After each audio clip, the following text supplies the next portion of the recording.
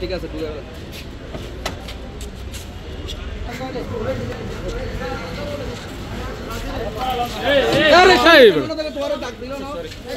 গত 11 জুন বুধবার রাতে রোহিঙ্গা ক্যাম্প 15-তে বসবাসরত মোহাম্মদ রহিমুল্লাহর ছেলে মোহাম্মদ হাফিজুল্লাহকে রোহিঙ্গা সন্ত্রাসী নবী হোসেন ও এনায়েতুল্লাহর যোগ সাজসে র্যাব পরিচয়ে 3 জন অস্ত্রধারী সন্ত্রাসী বরখাস্তকৃত সৈনিক সুমন, সন্ত্রাসী ফারুক, সন্ত্রাসী শিকদার নিজ বসতঘর হতে ডেকে নিয়ে রঙ্গিখালি গহীন পাহাড়ে আটকে রাখে।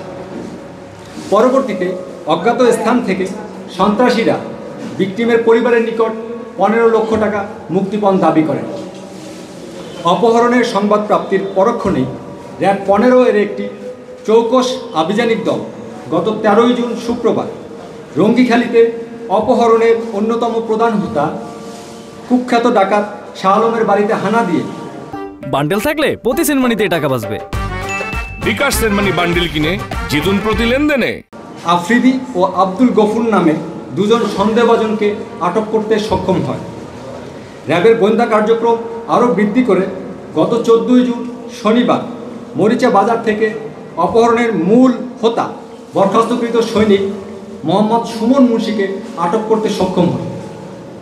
প্রিয় সাংবাদিকবৃন্দ, বরখাস্তকৃত সৈনিক সুমনকে নিয়ে তারই দেয়া তথ্য মতে ভিকটিমকে উদ্ধারের জন্য গত 15 জুন রবিবার র্যাব, বিজিবি, পুলিশ, এপিবিএন ও বন বিভাগের প্রায় 2.5 শতাধিক জনবল নিয়ে ভিকটিমকে আটকে রাখার গহীন অরণ্যে একটি যৌথ অভিযান পরিচালনা করে অপহরণের প্রায় 72 ঘন্টা পরে ভিকটিম হাফিজুল্লাহকে উদ্ধার করতে সক্ষম হয়।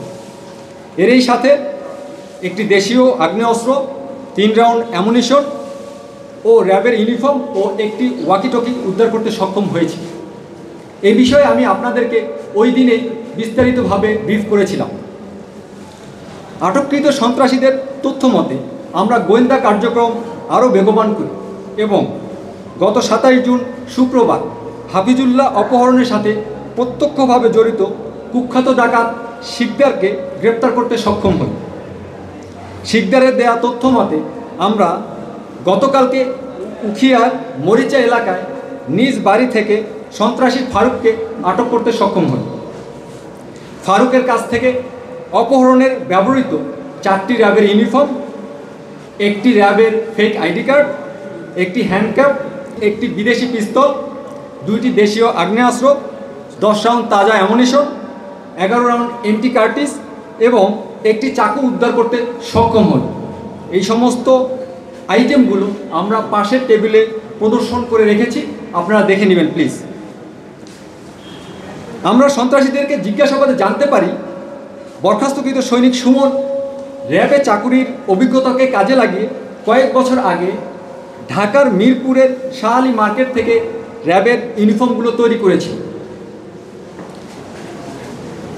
আমরা আরও জানতে পারি যে এক একটি ইউনিফর্ম তৈরি করতে তিনি প্রায় 250 থেকে 500 টাকা ব্যয় করেছিলেন।